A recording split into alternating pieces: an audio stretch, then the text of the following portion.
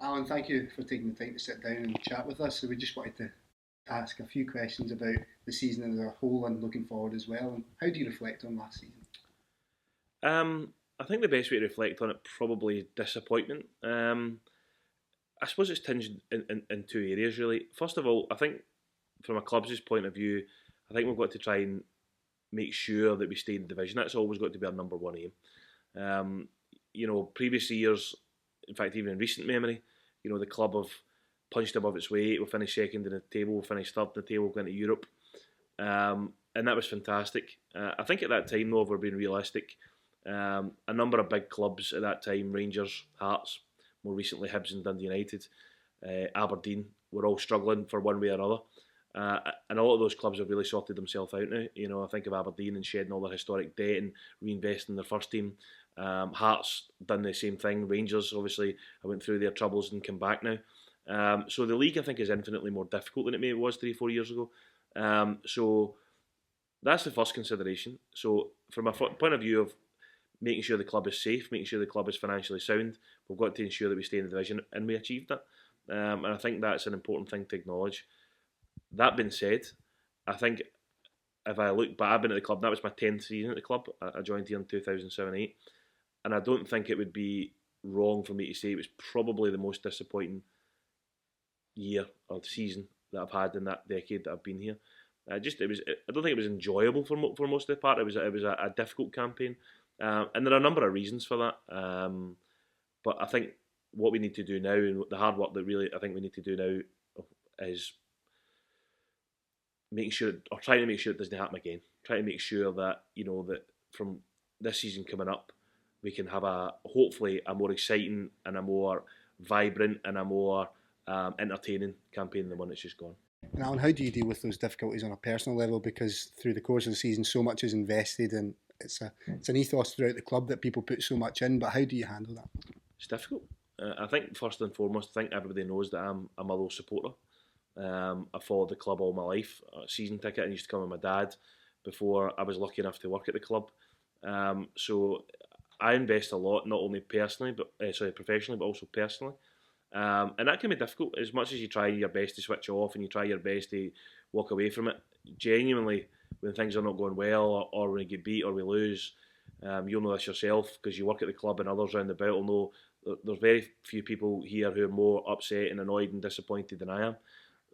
So yeah, it takes a lot out of you. The season was quite a bruising one for me personally, purely because I'm so desperate to work. I can see how hard people are working here. I can see how much people are putting into it. I can see the preparation that goes into it, and when it doesn't work, that affects and it impacts on everybody. So yeah, it's been tough. But I think, and I always look at it I try eventually to look at it from a positive point of view.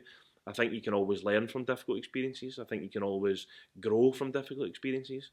And that's what I think we need to try and take forward now. Can the club learn the lessons of what we think went wrong in the previous season? Can I learn the lessons of what I think I did wrong in the previous seasons? And then everybody individually at the club asking themselves those same sort of questions to make sure both individually and collectively we can try and be better. So I think that's what this pre-season is about, is what we've done over the last week or so in combination with the board and meeting the manager, having a real chat amongst ourselves and a real kind of post-mortem, if you like, of what we think didn't quite work out, what we think did work out, and how we can try and learn those lessons going into this 2017-18 campaign. So that's been the focus, I think, quite a positive one, a determined one. So hopefully we'll reap those benefits in the next season. It seems an obvious question to ask, Alan, but now that the season's come to a rest, a lot of people would be forgiven for thinking now that the club comes to a little bit of a lull, if you like. But this is where the hard work begins, really, for next season, isn't it? And looking forward, how are you feeling? I'm feeling optimistic. I'm feeling optimistic because I can see how hard people are working. I can see that the plan is in place. One of the main reasons why Stephen Robinson was given the job by the board, and I stress by the board, was it is absolutely clear how determined he is to reshape the club. I don't think he ever underestimated the size of the job that he was taking. He was brought in first and foremost to keep the club in the division. He's done that. The second big part of his remit was to rebuild the squad, because we knew we had a lot of players coming out of contract. We knew there was going to be a large turnover, And we knew one of Stephen's real qualities is his organisation, his attention to detail, his thoroughness in terms of his recruitment, and that's been borne out. I mean, over the last 2 months, even when the club was working so hard, every single day he's with Ross Clarkson, the analyst. He's on the phone to Martin Foyle, the head of recruitment. He is himself in London, in Carlisle, in Manchester, in Sheffield. He's going to lower league games in Scotland. He's been clocking up the miles, both in this country and elsewhere. There's been no stone left unturned from a recruitment point of view, and that's been a huge part of it. I think it was Alex Ferguson, I think I either read in his book or read him say, or heard him say it on television, that there's actually no more important part of a manager's role than his recruitment. And I think that's Stephen's mantra. That's what it came across during the interview process. That when we spoke to him and the board spoke to him, that he was very, very understanding and aware of just how big a job it was and how much he needed to put into that. So, I'm really confident. I know the names he's looking at. And right away, from the minute we were safe against Kilmarnock, the next morning, Wednesday morning, he was in there looking at players, looking to sign offer contracts, because prior to that, obviously, we were still a bit uncertainty about where we were going to be. So literally the next morning after the Kilmarnock game, he's on the phone making offers, trying to get things done and over the line. So yeah, from my point of view and from the club's point of view, in terms of player recruitment, it really, really started last week and continues apace now. And you mentioned there nicely that there has been a lot of turnover already. A lot of players have left, their contracts haven't been renewed, but there's also been a lot of speculation in the media about some players who are still in contract. And what information can you give to the fans watching on? I think what I don't want to say is too much. I think we're a club who tries our best to conduct a lot of our business in private. I've read on social media and others that people pre-season or close season get a bit frustrated because rumours about who Motherwell are after tend to be quite few and far between. What I will say to the fans is that doesn't mean by any manner means that we are not out there every single day offering players, looking at players, negotiating, trying to get people in. It's just that we try our best not to have that played out in the newspapers. That's because in the past we've been stung by our names, our targets, the people who we want to come here been linked publicly, and then us losing them, been gazumped, if you like, at the last minute by clubs with the bigger budgets who know we're trying to move on players. So, we try our best to keep it tight. On the flip side of that, there has been speculation about some of our players. It's public knowledge that, or public certainly speculation that Louis Malt, Ben Hennigan and others are targets for other clubs. That remains to be seen. What I will say about our recruitment policy or our sales policy is this: we sell a vision to players when they come here. We tell them and we want them to know and understand that it's a partnership between them and the club. We will showcase them in a good league, in a good environment where they can develop their talent, they become better players, and as a result will be of interest to other football clubs, bigger football clubs than Motherwell. And that's what we try to do. That's our model.